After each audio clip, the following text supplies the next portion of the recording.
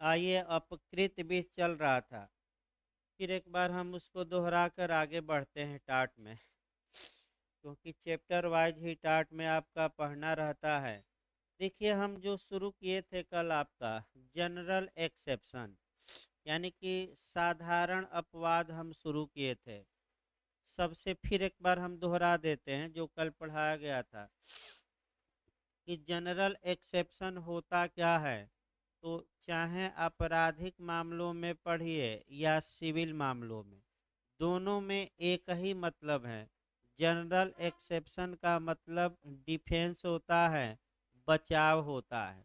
यानी कि अगर आपराधिक मामला है तो यदि अभियुक्त पर कोई मुकदमा चलता है तो अभियुक्त उस मुकदमे में अपना बचाव लेता है, और आईपीसी की धारा अध्याय 4 में सेक्शन 76 से लेकर 106 तक जनरल एक्सेप्शन दिए गए हैं।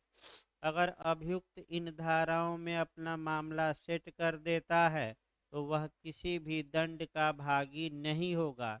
यानी कि ये दंड की धाराएं नहीं है, बल्कि बचाव की धाराएं हैं। सेम उसी प्रकार आपका अपकृत में भी, चूंकि सेक्शन तो है नहीं, तो बिना सेक्शन के ही जो अपकृत में बचाव है, यानी कि अगर ए ने बी के खिलाफ मुकदमा दायर किया कि बी से हमें मुआवजा दिलवाए न्यायालय, तो बी कौन कौन से वह बचाव ले सकता है। अगर बी अपना बचाव ले लिया, यानी कि सामान्य अपवाद में अपना मामला ला दिया, तो बी उत्तरदायी नहीं होगा।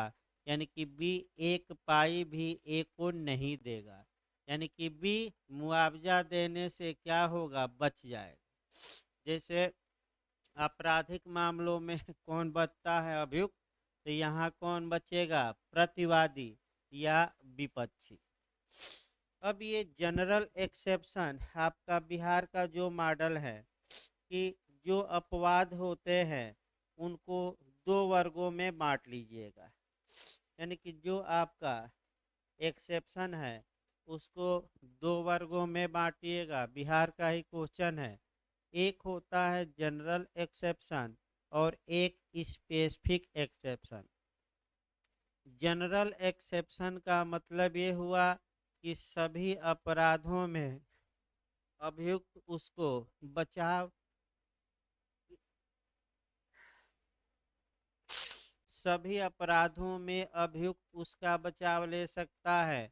और अगर हम कहें कि ये स्पेसिफिक डिफेंस है तो उसका जो बचाव लिया जाएगा अभियुक्त द्वारा, केवल उस विशेष अपराध में लिया जाएगा जिसका वह अपवाद है। जैसे उदाहरण में बताया था, डिफमेशन यानी कि मानहानि आईपीसी की धारा 499 में परिभाषित हैं, जिसमें 10 अपवाद हैं। तो ये जो 10 अपवाद है जनरल एक्सेप्शन नहीं है, ये स्पेसिफिक एक्सेप्शन है। क्यों स्पेसिफिक है, क्योंकि इनका बचाव केवल और केवल किसमें लिया जा सकता है, मानहानि। इसके बाद आपका सेम अपकृत में देखना है जो आपका पूछा जाता है कि निम्नलिखित में से कौन विशिष्ट बचाव है। तो कंट्रीब्यूटरी नेग्लिजेंस यानी कि जो योगदायी उपेक्षा होती है, याद रखिए, वह सामान्य बचाव न होकर विशिष्ट बचाव है। अब समस्या ये आती है कि योगदायी उपेक्षा किस मामले में बचाव है। तो उपेक्षा में, यानी कि नेग्लिजेंस के मामले में आपका योगदायी उपेक्षा आपका एक बचाव जरूर है, लेकिन सामान्य बचाव न होकर विशिष्ट बचाव है। तो एक उदाहरण देखा जाए कम से कम योगदायी उपेक्षा का।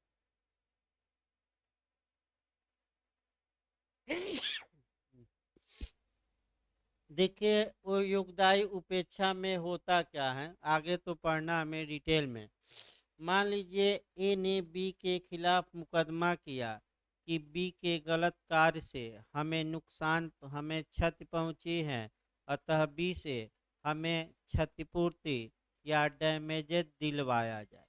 तो ऐसी दशा में बी यह डिफेंस लेता है कि ठीक है हजूर, हमारी गलती थी, लेकिन ए की भी गलती थी, अतः ए की जितनी गलती थी मुआवजा की राशि में से उतनी राशि क्या किया जाए, कम।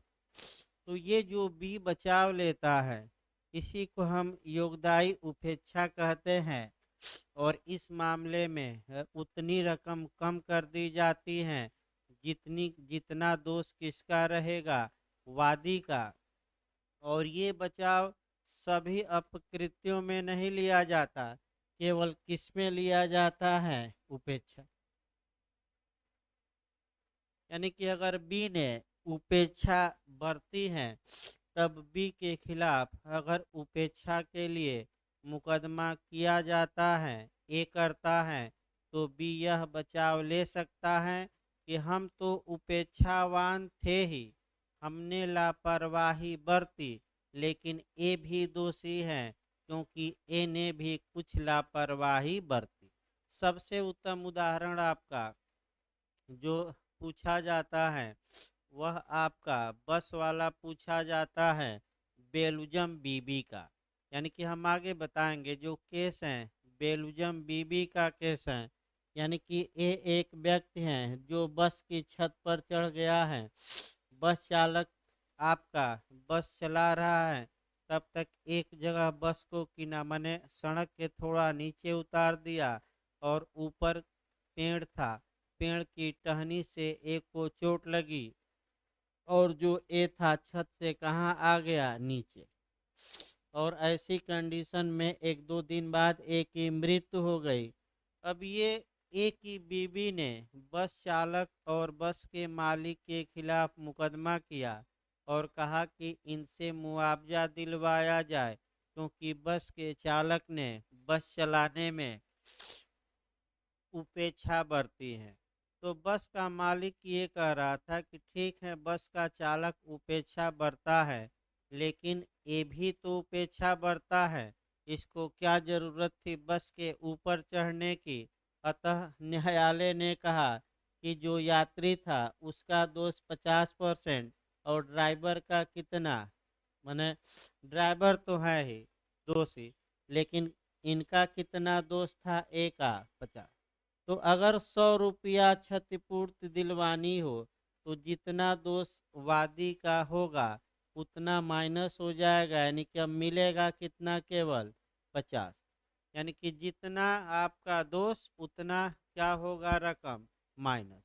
इसी को योगदायी उपेक्षा कहते हैं। बार बार बिहार ये अटैक कर रहा है और ये साधारण अपवाद न होकर, याद रखिए कैसा अपवाद है, विशिष्ट।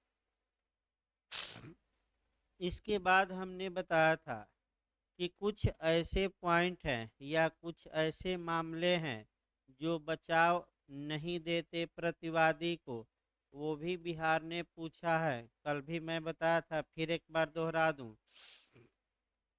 आपका वह जो मामले हैं आपका चित्त विकृतता, मतता, भूल और बाल्यावस्था, ये अपकृत में कोई बचाव नहीं है। यानी कि प्रतिवादी इन ये बचाव ले सकता है कि नहीं, नहीं ले सकता। भाई थोड़ा आप दिमाग उल्टा चलाइएगा, उल्टा मतलब कि आपराधिक मामलों में ये सब बचाव हैं, बाल्यावस्था भी बचाव है, मतत्ता भी बचाव है, चित्त विकृतता भी, भूल भी, लेकिन अपकृत में ये डिफेंस नहीं है। तो अब आइए अपकृत में कौन कौन से बचाव लिए जा सकते हैं, एक एक करके हमें देखना है और एक एक करके चलना है। पहले छोटे छोटे बचाव हम आपका देखते हैं। यानी कि आपका जो छोटे छोटे बचाव हैं उसको देखा जाए। पहला देखा जाए आपका, कह सकते हैं कि एक्ट ऑफ स्टेट। हाँ ये देखिए एक्ट ऑफ स्टेट होता क्या है। या इसको हिंदी में कहते हैं राज्यकृत्य। एक्ट ऑफ स्टेट हिंदी में कहते हैं राज्यकृत्य। ये भी काफ़ी पूछा जाता है, ये डिटेल में भी हमें पढ़ना है आपका राज्य का प्रतिनिधिक दायित्व में। देखिए राज्यकृत्य होता क्या है, एकदम कंसेप्ट क्लियर होना चाहिए। जब यानी कि जब आपका किसी देश का लोक सेवक या जब किसी देश का सैनिक किसी दूसरे देश में जाकर दूसरे देश के लोगों के प्रति कोई अपकृत्य करता है तो उसी को हम एक्ट ऑफ स्टेट कहते हैं। तो अगर आपसे पूछे कि राज्यकृत्य है क्या, आपका कह सकते हैं कि एक्ट ऑफ स्टेट है क्या, तो आपका जवाब रहेगा किसी राज्य का पब्लिक सर्वेंट या किसी राज्य के सैनिक अगर दूसरे राज्य में जाकर दूसरे देश में जाकर कोई अपकृत्य करते हैं तो उस अपकृत्य को हम एक्ट ऑफ स्टेट कहते हैं, राज्यकृत्य कहते हैं।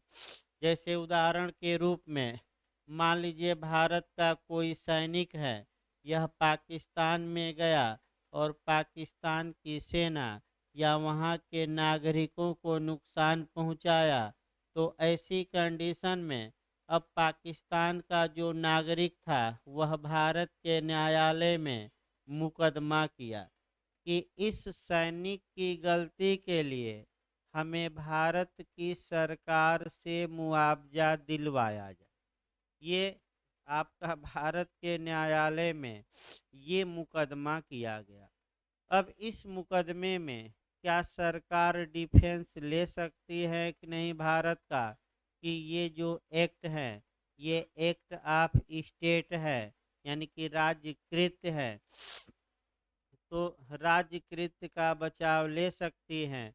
अगर सरकार ये साबित कर देती है भारत की कि यह एक्ट ऑफ स्टेट है, राज्यकृत है, तो वह पाकिस्तान का नागरिक एक पाई भी मुआवजा नहीं पा सकता। अब इसको दो एंगल से सीपीसी में आपको देखना है। जो ये कोरिलेट करना है आपका सीपीसी में वह दो एंगल से करना है। एक सीपीसी की धारा 9 पढ़िएगा और दूसरा आदेश 7 का नियम 11। फिर देखिए भाई सीपीसी में मैं फिर बता रहा हूँ, इसको पढ़ते समय सीपीसी में कम से कम दो जगह कोरिलेट करिएगा। आपका सीपीसी का सेक्शन 9 और सीपीसी का आर्डर 7 का रूल 11। पहले 9 देखिए, फिर एक बार हम हल्का सा सीपीसी की धारा 9 व्यापक करते हैं। सीपीसी की धारा 9 आपका the suit of civil nature यानी कि दीवानी प्रकृति के वाद को बताती हैं।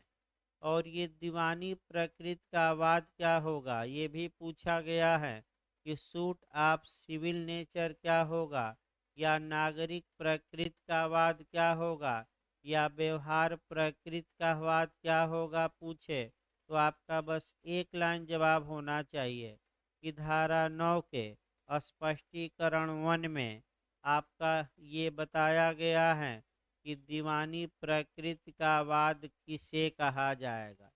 तो जिस मुकदमे में जिस वाद में या तो ऑफिस ऑफिस ऑफिस यानी कि पद संबंधी विवाद हो या प्रॉपर्टी यानी कि संपत्ति संबंधी विवाद हो, वे विवाद the suit of civil nature कहे जाएंगे।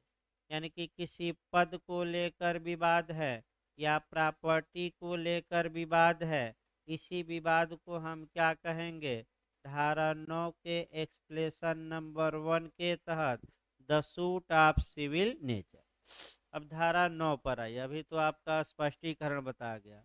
सेक्शन 9 कहता है कि सिविल न्यायालय सभी सिविल वादों का संज्ञान करेंगे।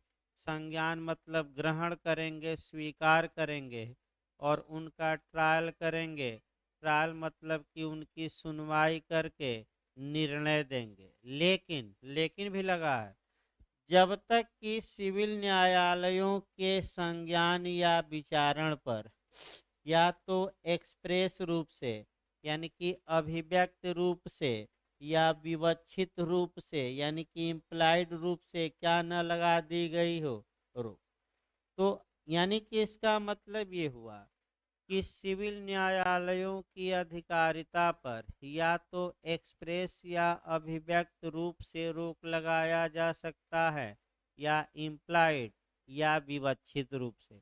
तो अब जो पूछा जाता है, अभिव्यक्त रोक क्या है, यानी कि अगर किसी कानून में यह स्पष्ट रूप से लिख दिया गया है कि ये मामले सिविल न्यायालय में नहीं जाएंगे, तो वह कैसी रोक हो गई, अभिव्यक्त। और विवक्षित में लिखा नहीं रहता, लेकिन पब्लिक पॉलिसी के आधार पर, लोकनीति के आधार पर ये माना जाता है कि इन मामलों में न्यायालयों को सामान्यतः हस्तक्षेप नहीं करना चाहिए। और उसी में आपका जो हमने एक्ट ऑफ स्टेट बताया, ये कैसी रोक में आएगा, विवक्षित। यानी कि कानून में कहीं भी ये लिखा नहीं गया है, मैं बता दूं, कि ऐसे मामलों का संज्ञान न्यायालय नहीं करेंगे, लेकिन पब्लिक पॉलिसी या लोक नीति यह अपेक्षा करती है कि एक्ट ऑफ स्टेट यानी कि राज्य के मामलों में न्यायालयों को मामलों का संज्ञान ही नहीं लेना चाहिए, काग्निजेंस ही नहीं लेना चाहिए, अर्थात ऐसे मामलों को स्वीकार नहीं करना चाहिए। यह भाई ये कैसी रोक है, याद रखिए, इम्प्लाइड, एक्सप्रेस नहीं है, मैंने कि कहीं कानून द्वारा रोक नहीं, ये एक सामान्य सिद्धांत के तहत क्या किया गया है, रोका गया। ये आपका। अब अगर इस उदाहरण में पाकिस्तान का नागरिक भारत के न्यायालय में मुआवजा के लिए मुकदमा करता है, तो वह वाद पत्र नामंजूर कर दिया जाएगा, वाद पत्र या प्लेंट ही रिजेक्ट कर दिया जाएगा। तो प्लेंट रिजेक्ट किस आर्डर के किस रूल में किया जाता है, आदेश 7 के रूल 11। दो जगह से आपका एक्ट ऑफ स्टेट को देखना है। तो पहला हमने डिफेंस कौन बता दिया, अपकृत में राज्य कृत्य। दूसरा देखिए, दूसरा जो आपका है न्यायिक कार्य। अब आइए, जहाँ तक न्यायिक कार्य की बात है, आपका न्यायिक कार्य पर थोड़ा बहुत आपका विस्तृत भी हम करेंगे। और न्यायिक कार्य जब भी पढ़िएगा तो 3-4 एंगल से पढ़िए, केवल अपकृत न पढ़िए। आपका आईपीसी में भी पढ़िएगा, फिर न्यायिक कार्यों का बचाव संविधान में भी पढ़िएगा, फिर आपका एक केस आएगा जहां की न्यायिक अधिकारियों को गिरफ्तारी से संरक्षण प्रदान करने वाला, और फिर आपका आईपीसी, और फिर टाट आएगा। तो पहले अपकृत विधि पढ़ा दिया जाए कि अपकृत विधि में क्या नियम है। देखिए, अगर कोई न्यायाधीश, फिर एक बार अच्छे से जानिए, यदि न्यायिक कार्य को यानी कि जुडिशियल एक्ट को आपका बचाव के रूप में मान्यता दी गई है, चाहे वह क्रिमिनल कार्य हो यानी कि चाहे वह आपराधिक मामला हो या सिविल मामला। इसका मतलब ये हुआ कि न्यायाधीश बिना डर के, बिना किसी पक्षपात के, बिना भय के निष्पक्ष होकर निर्णय दे सकें। ऐसे इसके लिए यह आवश्यक है कि अगर न्यायाधीश या मजिस्ट्रेट कोई निर्णय देता है, डिक्री पारित करता है, आदेश देता है, तो ऐसी कंडीशन में उसके लिए उसके खिलाफ कोई मुकदमा न चलाया जाए। इसी को हम जुडिशियल एक्ट को संरक्षण कहते हैं।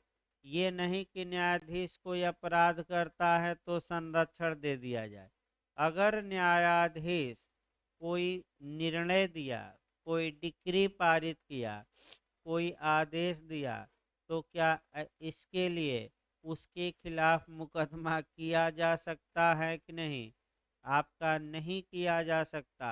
अगर किया जाता है तो न्यायाधीश अपना डिफेंस ले सकता है कि जो हमने कार्य किया वह न्यायिक कार्य है और अतः हम एक पाई इनको मुआवजा नहीं देंगे।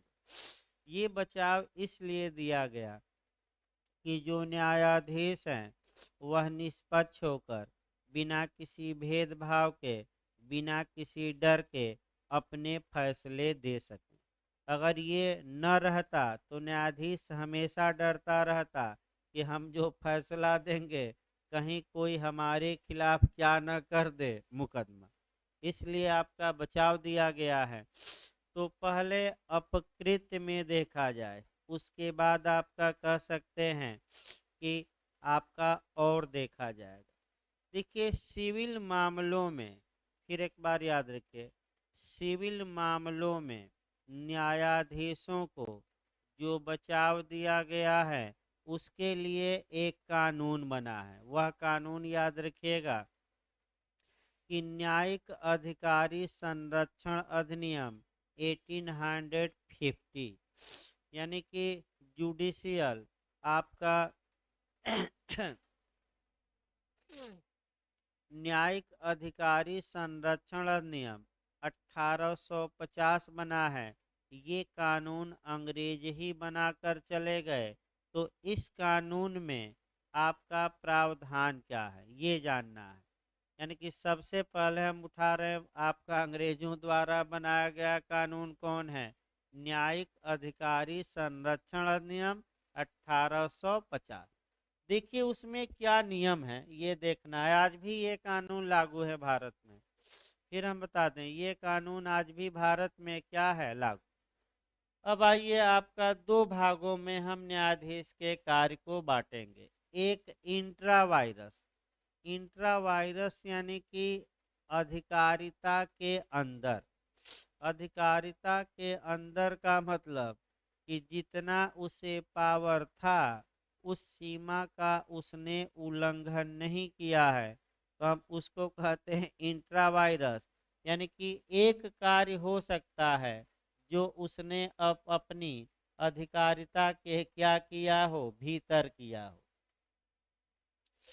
तो फिर एक बार अच्छे से याद रखिएगा, अगर कोई न्यायाधीश कोई डिक्री पारित किया, निर्णय दिया, आदेश दिया और वह अपनी अधिकारिता के अंदर दिया है, तो चाहे वह दुर्भावना में निर्णय दिया हो या सद्भावना में, यानी कि चाहे बोनाफाइड दिया हो या मैलाफाइड दिया हो, इससे कोई प्रभाव नहीं पड़ेगा और वह न्यायाधीश सदैव बचाव का हकदार होगा और उसके खिलाफ कोई कार्यवाही सिविल और न ही क्रिमिनल, दोनों में है, नहीं क्रिमिनल के लिए हम अलग बताएंगे अभी आपका, न तो कोई सिविल कोई भी सिविल कार्यवाही नहीं की जा सकती। फिर एक बार अच्छे समझिए, अगर कोई न्यायाधीश कोई डिक्री, निर्णय या आदेश पारित किया है सिविल मामलों में और अपनी अधिकारिता के अंदर रहकर पारित किया,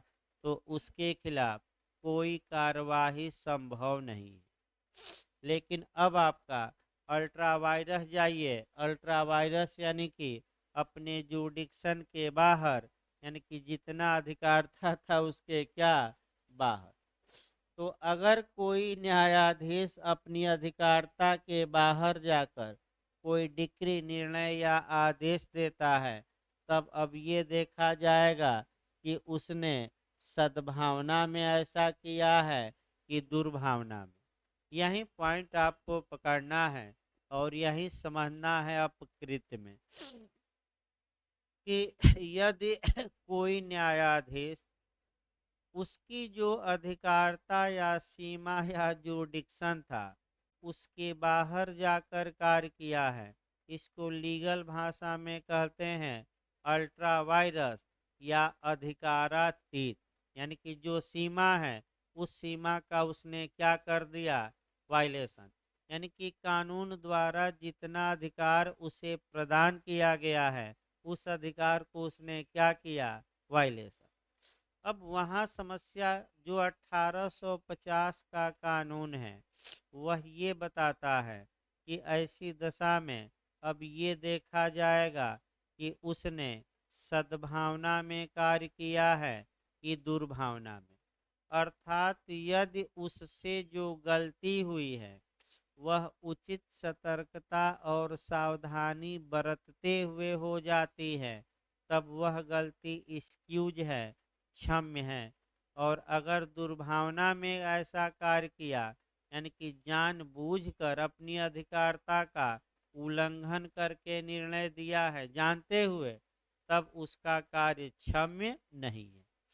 तो 2 पॉइंट बनाइएगा अधिकारता के बाहर। फिर एक बार समझिए, अगर कोई न्यायाधीश अपनी अधिकारता के बाहर जाकर गुड फेथ में, बोनाफाइड में, यानी कि सद्भावना में, यानी कि उचित सतर्कता और सावधानी बरतते हुए या ध्यान देकर कार्य किया है, तब वह बचाव का हकदार होगा।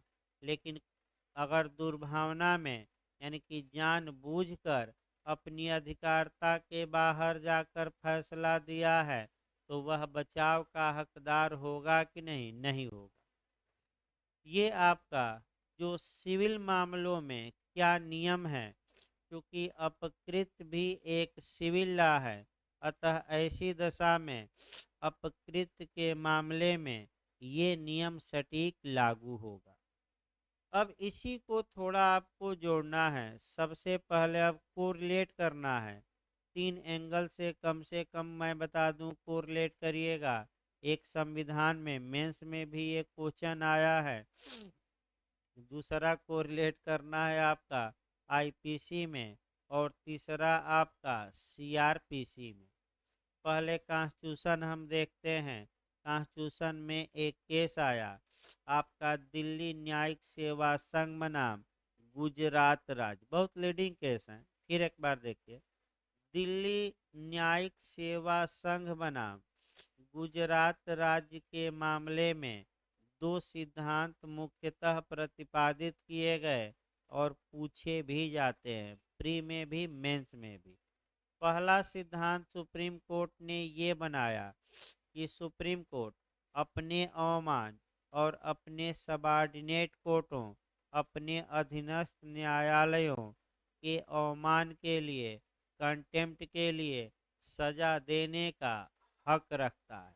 यानी कि उच्चतम न्यायालय किसकी बेइज्जती के लिए, किसके अपमान के लिए, सामान्य भाषा में कहिए किसके अवमान के लिए किसी व्यक्ति को सजा दे सकता है, अपने अवमान के लिए कि अपने अधीनस्थ न्यायालयों के अवमान के लिए कि दोनों के लिए। तो इस केस में आया दोनों के लिए।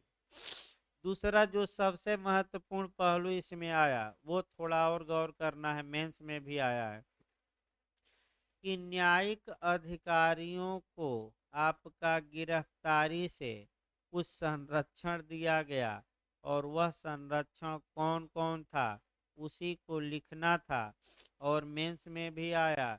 तो वहीं जो गुजरात आपका माने न्यायिक सेवा संघ का जो मामला है, दिल्ली न्यायिक सेवा संघ बनाम गुजरात राज्य, इसी केस में उच्चतम न्यायालय ने कुछ गाइडलाइंस दी, और वही जो 7-8 गाइडलाइन हैं उसी को आपका मेंस में लिखना रहता है, लेकिन केस सहित रहित नहीं, केस सहित लिखना रहता है। ये आगे चल जाइए तो आपका संविधान हुआ। इसके बाद आप आईपीसी देखिए। आईपीसी में जुडिशियल एक्ट को, न्यायिक कार्य को संरक्षण प्रदान किया गया है, जिस प्रकार अपकृत में किया गया है। क्योंकि सेक्शन अपकृत में है नहीं तो बिना सेक्शन के ही पढ़ना था, लेकिन आईपीसी में तो सेक्शन है। तो आईपीसी में सेक्शन याद रखिएगा। अगर पूछे कि न्यायिक कार्य को संरक्षण की धारा में 77 और कार्यपालकीय कार्य को पूछे तो 78। अगर पूछे कि एक न्यायाधीश है, वह एक कैदी को मृत्युदंड की सजा देता है, तो वह न्यायाधीश की धारा में बचाव का हकदार होगा 77। और जो कार्यपालिका का आदमी यानी कि न्यायिक निर्णय को लागू जो कराता है, यानी कि जो फांसी पर क्या करता है, लटका देता है, इसको एग्जीक्यूटिव एक्ट कहेंगे। तो ये लोग की धारा में बचाव के हकदार होंगे 78। तो फिर एक बार याद रखें, न्यायिक कार्य की धारा में है 77 और कार्यपालकीय कार्य की धारा में 78। तो न्यायाधीश की धारा में बचाव का हकदार होगा 77 और जल्लाद किस में 78। अब आइए 77 को भाई इतना बताने से तो होगा नहीं, थोड़ा बहुत डिटेल में बताना पड़ेगा। फिर एक बार देखिए 77 भाई,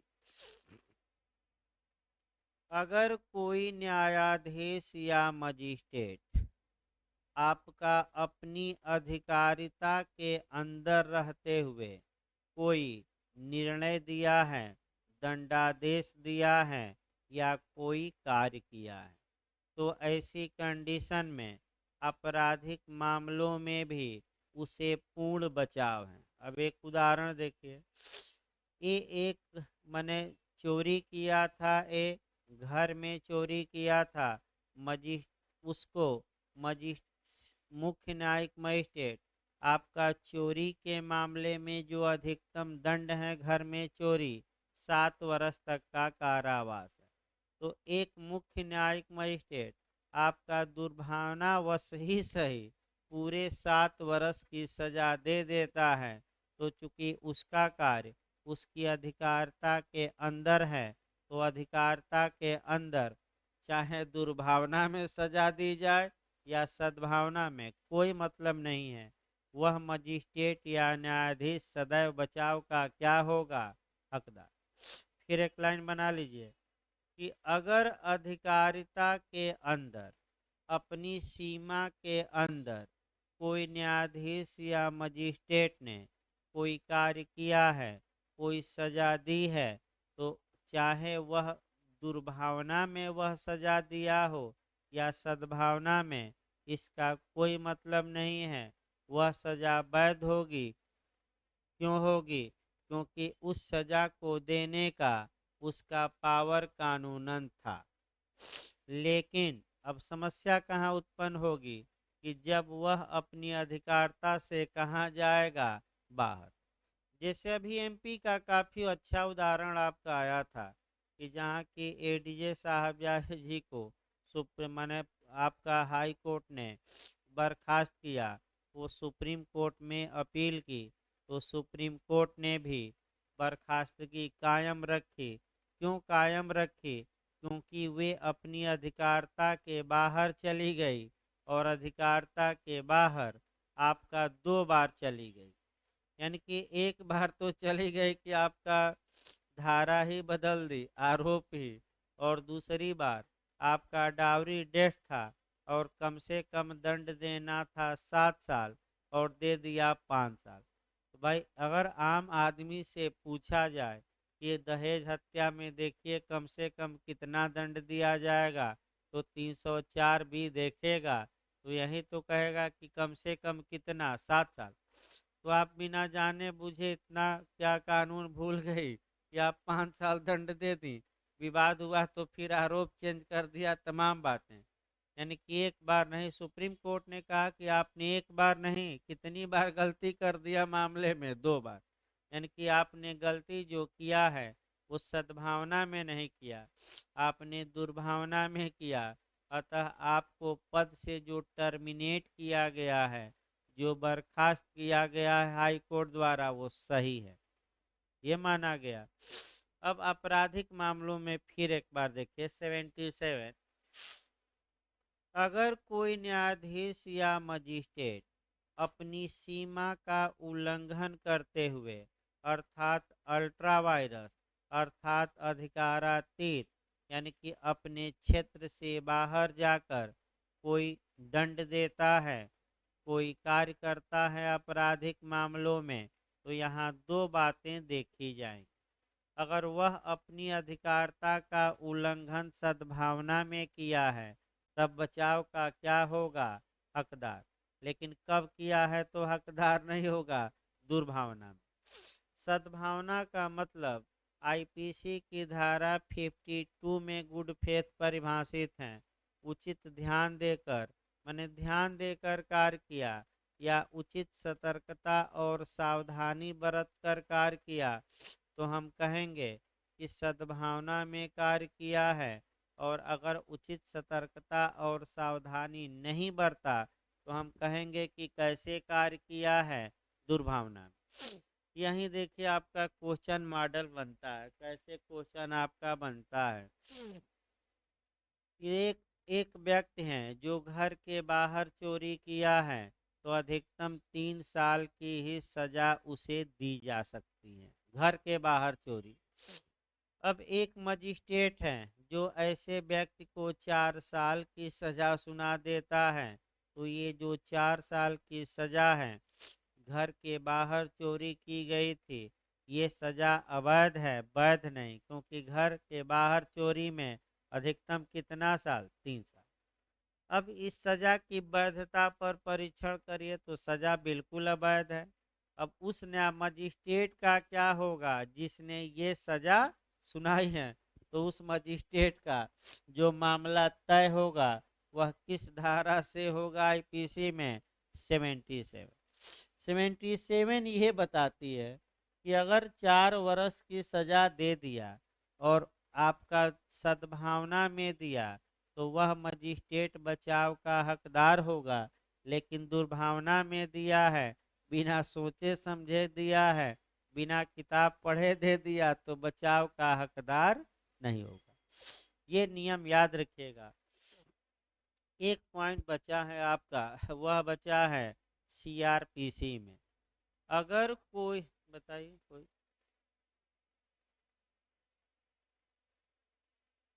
सद्भावना मतलब उचित सतर्कता और सावधानी बरती फिर भी मिस्टेक हो गया, ये कहिए। अब वो देखा जाएगा कार्य की प्रकृति पर कि सद्भावना में किया कि दुर्भावना में। ये मानसिक दशा होती है। जो ये हम सद्भावना दुर्भावना बता रहे हैं, ये देखा नहीं जा सकता। ये एक मेंटल फैक्ट है और एविडेंस की धारा 14 में आएगा, 14 में, आपका मन की दशा। अब ये साबित करना पड़ता है आचरण के आधार पर, और कोई उपाय उसका नहीं है। अगला देखिए, अंतिम इसमें कोरिलेशन करिएगा सेक्शन 197। मैं बता दूं, अंतिम जो आप कोरिलेशन करेंगे सीआरपीसी का कौन सा सेक्शन? 197। 197 में ये है कि अगर कोई न्यायाधीश या magistrate on duty, of duty नहीं, ऑन ड्यूटी, यानी कि पदीय कर्तव्य के निर्वहन में कोई अपराध करता है, तो उस अपराध का संज्ञान तभी लिया जा सकता है जब सरकार इसके लिए मंजूरी दे दे। यानी कि इसका मतलब बहुत बड़ा संरक्षण ये प्राप्त है लोक सेवक को और आपका माने न्यायाधीश और मजिस्ट्रेट को। यहाँ तक कि अब मध्यस्थों को भी बढ़ा दिया गया है सुप्रीम कोर्ट के फैसले से।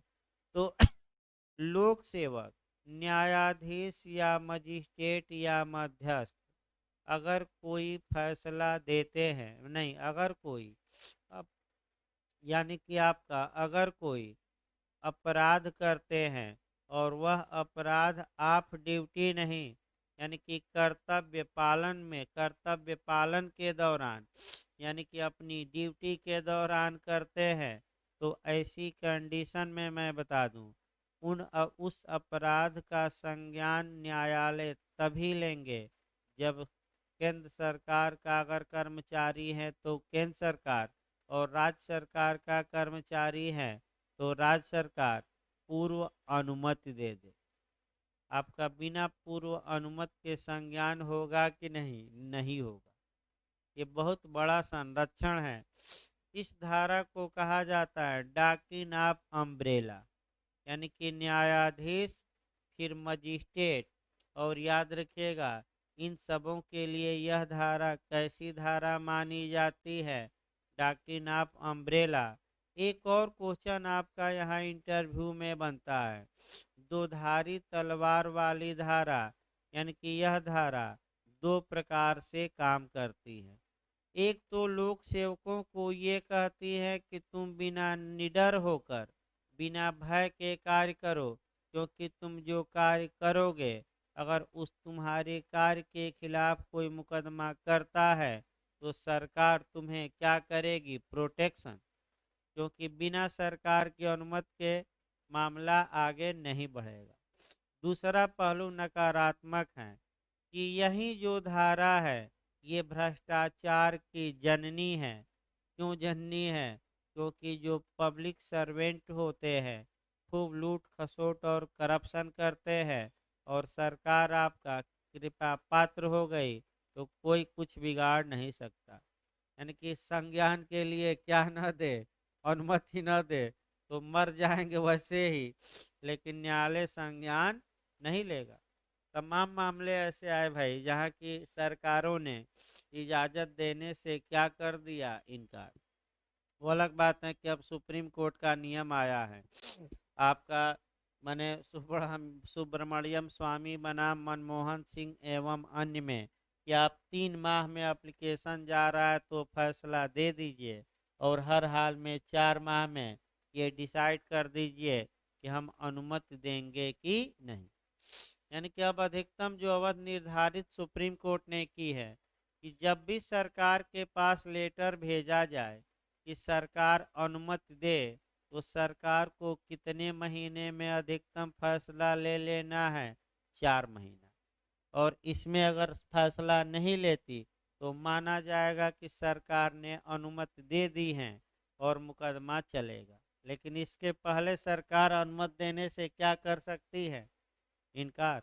तब कोई मुकदमा नहीं, वैसे ही पेंडिंग रहेगा और कर्मचारी के सेहत पर कोई प्रभाव नहीं पड़ेगा। हाँ वो अलग बात है भाई, लेकिन ये उतना कारण नहीं देखना, बस एक लाइन जानिए कि देने से इनकार कर सकती है। आपका जैसे कि आपका गुजरात का भी मामला आया, कुछ रा के जो कर्मचारी थे माने अधिकारी, उन पर मुकदमा चलाने की अनुमति मांगी गई थी केंद्र सरकार से, तो केंद्र सरकार ने डिनाई कर दिया, नहीं दिया अनुमति कि नहीं हम नहीं देंगे आपका। तो आगे देखिए, ये हमने बताया आपका न्यायिक कार्य। अगला ये न्यायिक कार्य के बाद आपका सामान्य अधिकारों का प्रयोग, सबसे खतरनाक ये है आपका जो अब बताया जा रहा है। इसमें हमेशा टकराव बना रहता है, यानी कि एक्सरसाइज ऑफ कॉमन राइट्स, सामान्य अधिकारों का प्रयोग। इसको समझने का थोड़ा प्रयास करिए। सामान्य अधिकारों का प्रयोग का मतलब क्या हुआ? अगर किसी व्यक्ति के पास कोई अधिकार है और वह उन अधिकारों का प्रयोग करते हुए कोई कार्य करता है, तो ऐसी कंडीशन में अगर दूसरे व्यक्ति को उन कार्यों से क्षति भी होती है तो ये माना जाता है कि ऐसी दशा में क्षतिपूर्ति नहीं दिलवाई जानी चाहिए, यानी कि आपका डैमेजेज नहीं दिलवाया जाना चाहिए। अब आप कहेंगे कि सामान्य अधिकार होते क्या है? यानी कि सामान्य, लेकिन जो सामान्य अधिकारों का प्रयोग किया गया हो वह सीमा के बाहर न हो बल्कि सीमा के क्या हो? अंदर।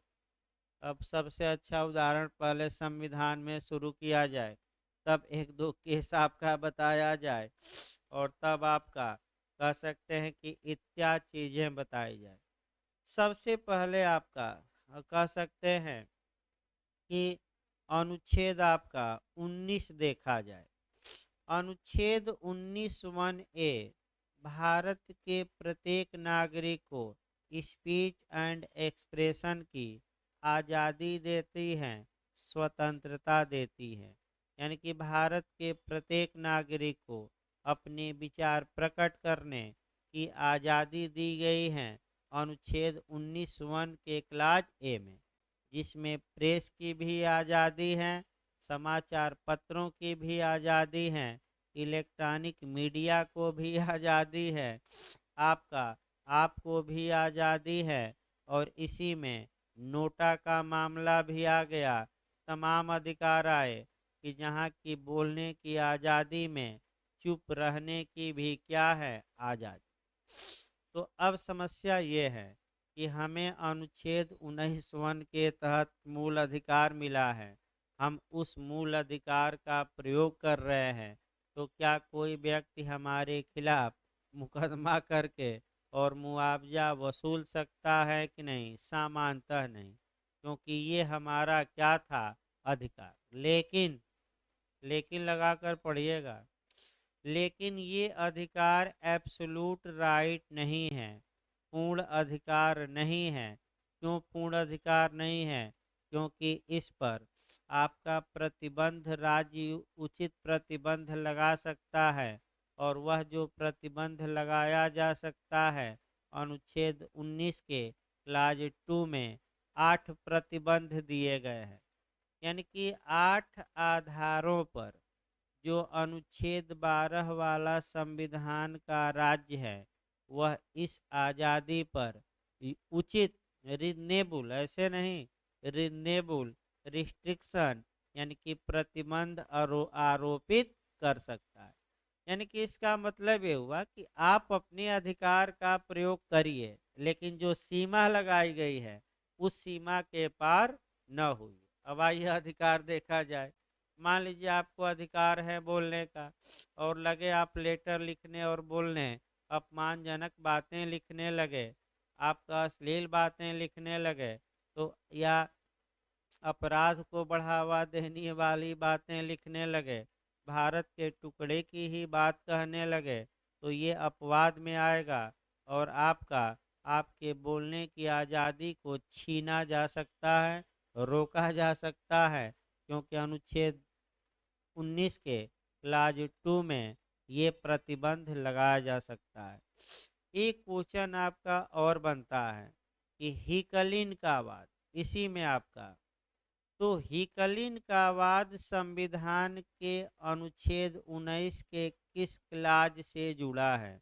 तो 2 मार्कर आइए, क्योंकि अश्लीलता या अनैतिकता के आधार पर भी आपके वाक और अभिव्यक्ति यानी कि बोलने और अपने विचार प्रकट करने की आज़ादी पर क्या लगाई जा सकती है? रोक।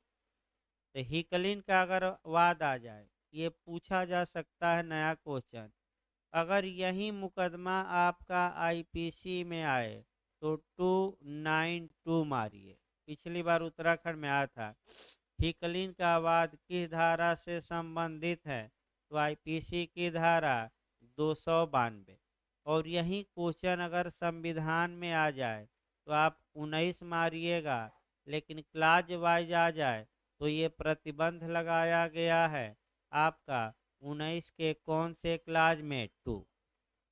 ये आपका, अब एक दो और उदाहरण देखा जाए आपका, अगर कोई व्यक्ति अपने जो सामान्य अधिकार हैं, चाहे मूल अधिकार हो या विधिक अधिकार, ये तो हमने उदाहरण किसका दिया?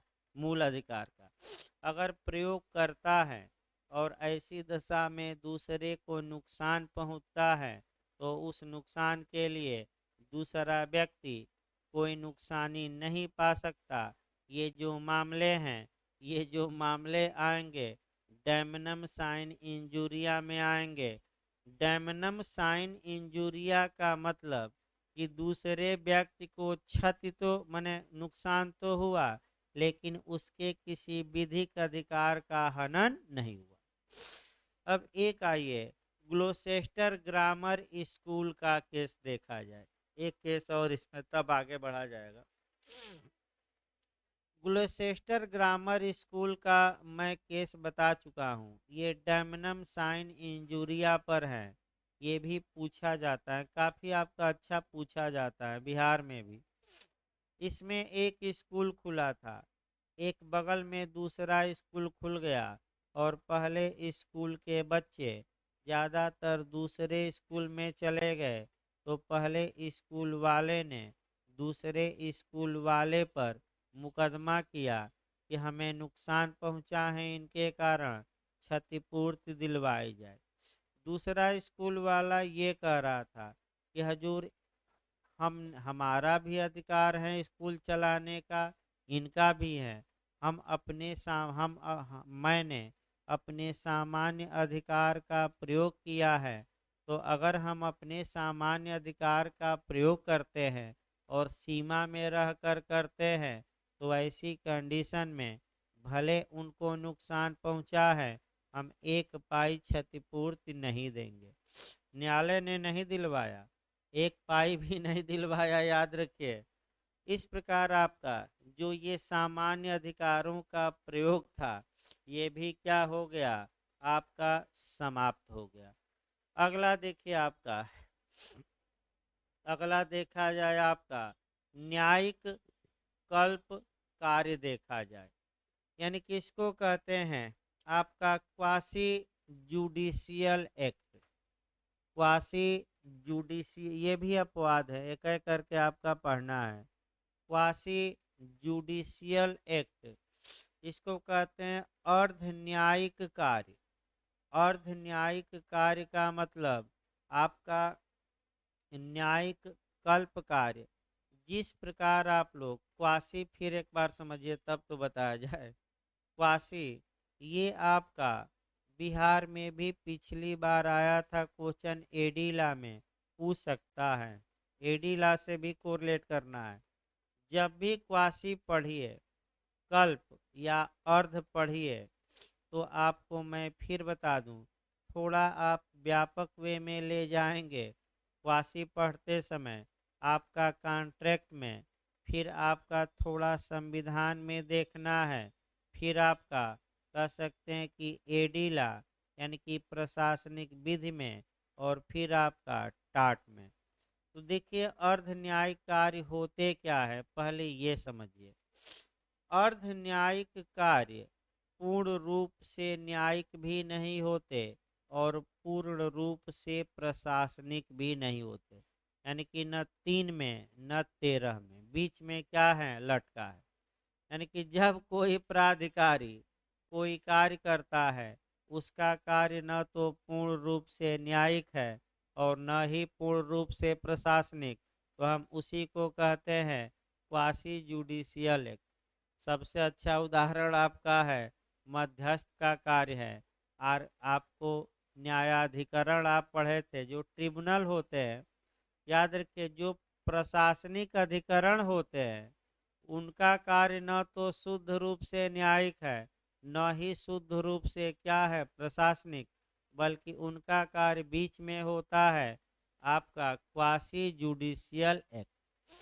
तो अगर किसी व्यक्ति ने अर्ध न्यायिक कार्य किया है, तो मैं फिर बता दूं, अर्ध न्यायिक कार्य में प्रक्रिया सीमित होती है, और उसमें अगर किसी व्यक्ति ने अर्ध न्यायिक कार्य किया है और प्राकृतिक न्याय के नेचुरल जस्टिस के नियमों का पालन किया है, तो वह कार्य सही माना जाएगा। तो अब ये न कहेगा कि नेचुरल जस्टिस क्या है। साम्य में मैं बताया था, बताइए कितने सिद्धांत है नेचुरल जस्टिस के, 3। कौन कौन सा, पहला क्या है, आडी अल्ट्रम पर्टम, दूसरा कौन, रूल अगेंस्ट बायस, और तीसरा कौन बताया गया था, रीजन डिसीजन। इसमें सबसे खतरनाक दूसरा है बायस, बताया जाएगा। प्रशासनिक विधि में तो कम से कम हमें लगता है कि 3 से 4 दिन यही लेक्चर लेगा, नेचुरल जस्टिस ही, क्योंकि नेचुरल जस्टिस में पूरा कोरिलेट करना पड़ेगा। अगला देखिए इसमें, अब अगर न्यायिक कल्प कार्य किया गया है, प्राकृतिक न्याय का पालन किया गया है, दूसरे व्यक्ति को क्षति पहुंची है, तो वह उसके लिए कोई मुआवजे की मांग नहीं कर सकता। ये बचाव है अपकृत में। अब आपका क्वासी का मतलब मैंने बताया, न 3 में न 13 में, यानी कि अब संविदा अधिनियम में आइए। संविदा अधिनियम में क्वासी कॉन्ट्रैक्ट दिया गया है, संविदा कल्प दी गई है, यानी कि संविदा द्वारा सृजित संबंधों के सदृश कतिपय संबंधों के विषय में। तो मैं बताया भी था कहाँ से कहाँ तक ये बातें दी गई है, 68 से लेकर कहाँ तक, 72। कितने प्रकार के संविदा कल्प है? 5। परिभाषा किस धारा में दी गई है? नहीं दी गई है। इसका आधार क्या है? Unjust enrichment. और किस जज ने बताया? मैंसफील्ड ने। तो पांचों याद रहना चाहिए सिद्धांत वाइज, इसमें कई सिद्धांत भी हैं। आपका असमर्थ व्यक्ति है तो 69, हितबद्ध हैं तो नहीं 68, हितबद्ध हैं तो 69, क्वांटम मेरियट 70, बड़ा माल पाने वाला 71 और भूल या प्रपीड़न 72। इस ये एकदम रट कर जाइएगा, ये नहीं कि ऐसे सभी धाराएं ये कांटेक्ट की रट कर जाना है भाई। एक क्वेश्चन बिहार में निश्चित यहाँ से पूछा जाता है। अगला देखिए आपका, अगला जो आपका अपवाद इसमें दिया गया है, पहले छोटे छोटे अपवाद बताए जा रहे हैं भाई, ताकि अगला देखा जाए प्राइवेट प्रतिरक्षा। अब आइए, जहाँ तक प्राइवेट प्रतिरक्षा की बात है, प्राइवेट प्रतिरक्षा भी आपका बचाव है। तो प्राइवेट प्रतिरक्षा कब बचाव होगी और आपका कब नहीं होगी, आपका ये देखा जाए थोड़ा। पहले प्राइवेट प्रतिरक्षा को आईपीसी में देखिए, तब आपका अपकृत में देखा जाएगा। जो नियम आपका आईपीसी में होगा, थोड़ा बहुत सुधार करके उस नियम को अपकृत में अप्लाई करना है। फिर एक बार पहले आईपीसी देखिए, प्राइवेट प्रतिरक्षा के बारे में आईपीसी में सेक्शन 96 से लेकर 106 तक में प्रावधान किया गया है। प्राइवेट प्रतिरक्षा शब्द को परिभाषित नहीं किया गया है, लेकिन 96 में बस एक लाइन कहा गया है 96 में कि कोई बात अपराध नहीं है जो प्राइवेट प्रतिरक्षा के अधिकार के प्रयोग में की जाए, बस एक ही लाइन। तो प्राइवेट प्रतिरक्षा है क्या, एक अपना उदाहरण बनाया जाता है। तो प्राइवेट प्रतिरक्षा का मतलब ये हुआ कि शरीर और संपत्ति की रक्षा के लिए उचित बल का प्रयोग करना। यानी कि अगर किसी व्यक्ति के शरीर या संपत्ति पर आक्रमण होता है, तो ऐसी कंडीशन में वह अपने शरीर, अपनी संपत्ति, दूसरों के शरीर और दूसरों की संपत्ति की रक्षा के लिए आपका अगर बल का प्रयोग करता है और उस बल के प्रयोग में दूसरे को नुकसान हो जाता है, तो हम कहेंगे कि प्राइवेट प्रतिरक्षा के तहत कार्य करने वाला व्यक्ति किसी दंड का भागी नहीं होगा। लेकिन बल का प्रयोग उचित होना चाहिए, सीमा के बाहर न हो। उतना ही बल का प्रयोग करिए जितना कि बचाव के लिए क्या हो, आवश्यक। अब आपका हाँ 99 सेक्शन में आपका प्राइवेट प्रतिरक्षा की सीमा दी गई है, उस सीमा का उल्लंघन नहीं होना चाहिए। तो धारा 100 कहती है कि आपका 7 दशाएं हैं जहाँ की आप प्राइवेट प्रतिरक्षा में स्वयं के शरीर या समाज के शरीर की रक्षा के लिए हमलावर की मृत्यु तक कारित कर सकते हैं। कितनी कंडीशन है? 7। और संपत्ति के बचाव के लिए कौन सी धारा मुख्य रूप से 103? कितनी कंडीशन है? 4। जहाँ की स्वयं की संपत्ति और अन्यों की संपत्ति को बचाने के लिए हमलावर की क्या कर सकते हैं? मृत्यु। यानी कि अगर कोई व्यक्ति प्राइवेट प्रतिरक्षा में अब माने शरीर या संपत्ति के बचाव के लिए सीमा के अंतर्गत रहते हुए 99 का पालन करते हुए कोई माने अपराध कर ही देता है, तो क्या वह उसके लिए सजा का हकदार होगा कि नहीं? नहीं होगा। सेम उसी प्रकार अपकृत में भी मामला है। अपकृत में भी प्राइवेट प्रतिरक्षा है, लेकिन वही है दिक्कत की सेक्शन है ही नहीं, तो बिना सेक्शन के देखना है। लेकिन प्राइवेट डिफेंस बचाव होगा कि नहीं, तो आपका जवाब रहेगा कि बचाव होगा। अगर किसी व्यक्ति के शरीर या संपत्ति को आसन्न खतरा हो, आसन्न खतरा मतलब कि खतरा मौजूद हो गया है, खतरा उत्पन्न हो गया, तो ऐसी दशा में वह शरीर और संपत्ति को बचाने के लिए अगर बल का प्रयोग करता है, बल का प्रयोग उचित करता है, सीमा के बाहर नहीं जाता, अर्थात शरीर और संपत्ति को बचाने के लिए जितना बल का प्रयोग होना चाहिए केवल उतना ही किया है, तो ऐसी कंडीशन में क्या वह बचाव का हकदार होगा कि मुआवजा वसूला जा सकता अपकृत में? बताइए, तो बचाव मिलेगा। लेकिन सीमा के बाहर गया हो कि सीमा के अंदर? सीमा के अंदर। सेम नियम तो आईपीसी में है कि शरीर संपत्ति को बचाइए लेकिन कार्य करिए, लेकिन कब करिए? सीमा के बाहर कि सीमा के अंदर? तो कौन सी धारा आईपीसी की प्राइवेट प्रतिरक्षा की सीमा निर्धारित करती है? 99। बहुत पूछा जाता है, क्वेश्चन मेंस में भी आया है कि क्या सीमाएं हैं। तो रेस्ट ले लीजिए, तब शाम में चलेगा भाई, क्योंकि 11 11:15 बजे तक की क्लास चलेगा आपका। 45 मिनट और चलेगा क्लास भाई आपका, तभी इक्विटी चला जाएगा भाई। आज देखिए शाम को आज क्लास बंद है भाई, वो आपका शाम वाली क्लास सोमवार से ही चल पाएगी, क्योंकि जब तक तबीयत भाई दवा खाई जा रही है, जब तक तबीयत पूरी तरह सही ना हो चलाना संभव नहीं है। हाँ, नहीं नहीं, वो अपवाद है, बताएंगे हम, भाई बताए नहीं, आने दीजिए। अभी प्राइवेट प्रतिरक्षा टाट में बताया जाएगा भाई, अभी समाप्त नहीं हुआ, एक दो केस हैं, ये ना समझिएगा कि समाप्त हो गया। प्राइवेट प्रतिरक्षा भी बताया जाएगा, भूल भी बताया जाएगा भाई, थोड़ा बहुत अपवाद है, जो जो बताया गया है इसके अलावा जो अपवाद हैं बताए जाएंगे।